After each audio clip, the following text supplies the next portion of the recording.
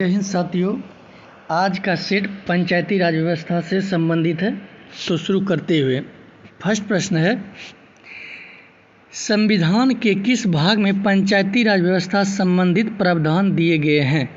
तो इसमें आपका सही आंसर हो जाएगा ऑप्शन ए 4। नेक्स्ट प्रश्न है, भारतीय संविधान के किस भाग में नागरिकों से संबंधित प्रावधान है?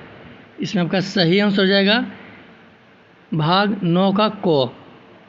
नेक्स्ट प्रश्न है, संविधान के किस भाग में ग्राम पंचायतों की स्थापना की बात कही गई है?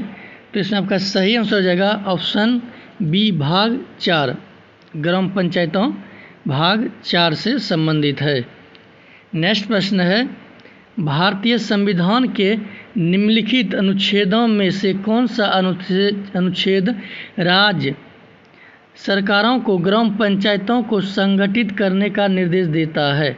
ग्राम पंचायत, तो इसमें आपका सही आंसर हो जाएगा ऑप्शन ए 40, अनुच्छेद 40। संविधान की 11वीं अनुसूची में निम्नलिखित में से क्या सम्मिलित है? तो इसमें आपका सही आंसर हो जाएगा ऑप्शन बी पंचायतों का कार्यक्रम। नेक्स्ट प्रश्न है, पंचायती राज प्रणाली किस पर आधारित है? तो इसमें आपका सही आंसर हो जाएगा सत्ता के विकेंद्रीकरण पर। सत्ता के विकेंद्रीकरण पर। नेक्स्ट प्रश्न है, पंचायती राज प्रदान करता है। पंचायती राज प्रदान करता है, तो इसमें आपका सही आंसर हो जाएगा स्थानीय स्तर पर लोकतांत्रिक प्रशासन, ऑप्शन बी। नेक्स्ट प्रश्न है, पंचायती राज का प्रधान लक्ष्य है। इसमें आपका सही आंसर हो जाएगा ऑप्शन सी ग्राम वासियों में शक्ति का विकेंद्रीकरण। नेक्स्ट प्रश्न है, पंचायती राज का मुख्य उद्देश्य है। तो इसमें आपका सही आंसर हो जाएगा ऑप्शन डी जनता को विकास मूलक प्रशासन में भागीदारी योग्य बनाना। नेक्स्ट प्रश्न है, 73वां संविधान संशोधन का संबंध है। 73वां संविधान संशोधन का संबंध है, तो इसमें आपका सही आंसर हो जाएगा 73वां पंचायती राज व्यवस्था से, ऑप्शन सी पंचायती राज। नेक्स्ट प्रश्न है, 73वां संविधान संशोधन संबंधित है, तो इसमें आपका सही आंसर हो जाएगा पंचायती राज, सेम है। नेक्स्ट है, भारत में निम्न में से किसके अंतर्गत पंचायती राज प्रणाली की व्यवस्था की गई है? तो इसमें आपका सही आंसर हो जाएगा ऑप्शन सी राज्य के नीति निर्देशक तत्व के। नेक्स्ट प्रश्न है, किस संविधान संशोधन द्वारा पंचायती राज संस्थाओं का संवैधानिक दर्जा प्रदान किया गया है? तो इसमें आपका सही आंसर हो जाएगा ऑप्शन सी 73वां। ये घुमा के पूछा है, 73वां संविधान संशोधन द्वारा संविधान की कौन सी अनुसूची जोड़ी गई है? तो इसमें आपका सही हो जाएगा ऑप्शन सी 11वीं अनुसूची। नेक्स्ट प्रश्न है, भारत के संविधान की 11वीं अनुसूची में कितने विषय हैं? तो इसमें आपका सही हो जाएगा 29 विषय, ऑप्शन सी। नेक्स्ट प्रश्न है, 73वां संविधान संशोधन के अनुसार पंचायती राज संस्थाओं में अध्यक्ष के कम से कम कितने पद महिलाओं के लिए आरक्षित किए गए हैं? तो इसमें आपका सही आंसर हो जाएगा 1/3, ऑप्शन ए।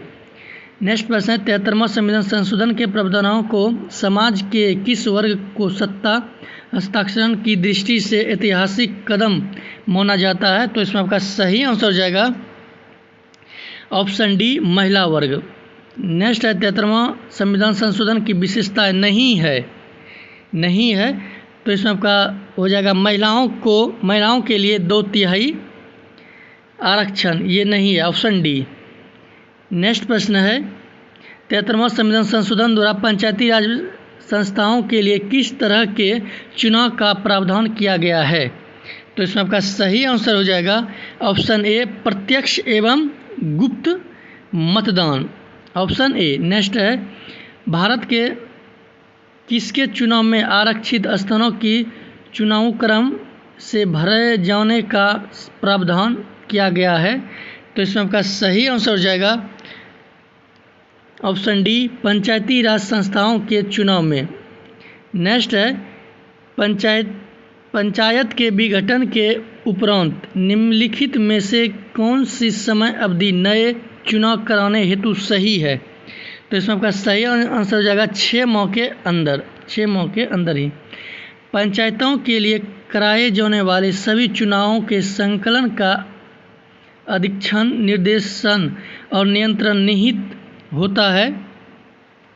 तो इसमें आपका सही आंसर हो जाएगा राज्य निर्वाचन आयोग में, ऑप्शन डी।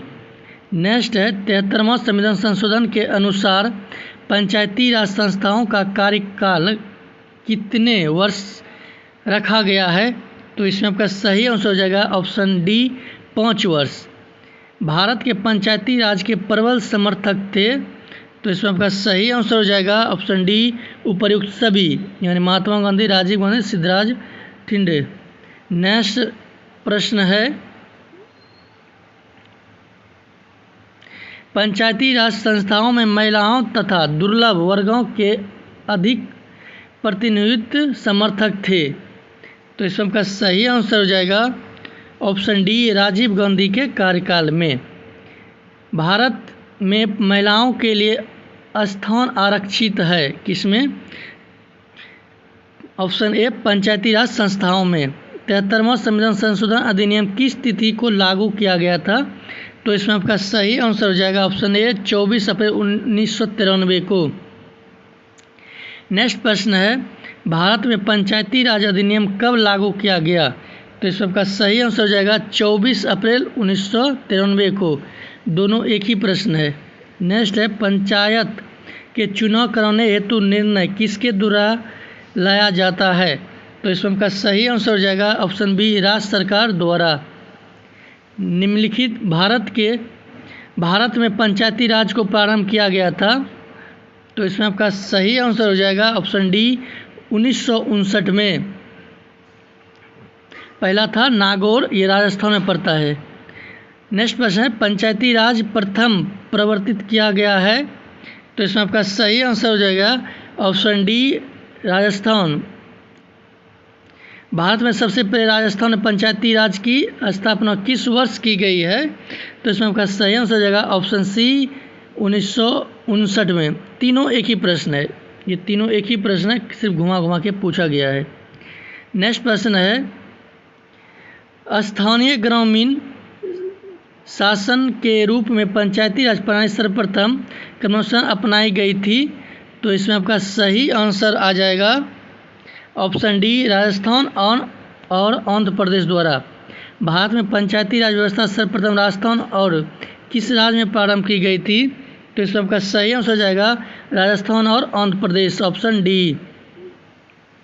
नेक्स्ट प्रश्न है 2 अक्टूबर 1959 को भारत में पंचायती राज का शुभारंभ निम्नलिखित में से कहाँ किया गया था?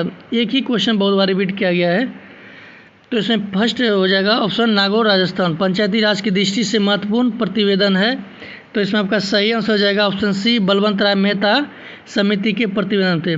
क्वेश्चन इस प्रकार से आएगा पंचायती राज व्यवस्था किस समिति के सिफारिश पे है? तो पंचायती राज मेहता समिति।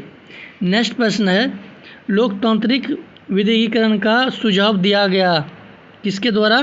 तो इसमें आपका सही आंसर हो जाएगा ऑप्शन सी, LM सिंधवी समिति द्वारा। नेक्स्ट प्रश्न है भारत में पंचायती राज की त्रिस्तरीय व्यवस्था का अनुमोदन किस समिति के द्वारा किया गया था? तो इसमें आपका सही आंसर हो जाएगा बलवंत राय मेहता समिति। आज का सेट का लास्ट प्रश्न है जिस समिति में लोकतांत्रिक विधिकरण और पंचायती राज की सिफारिश की उसके सभापति कौन था?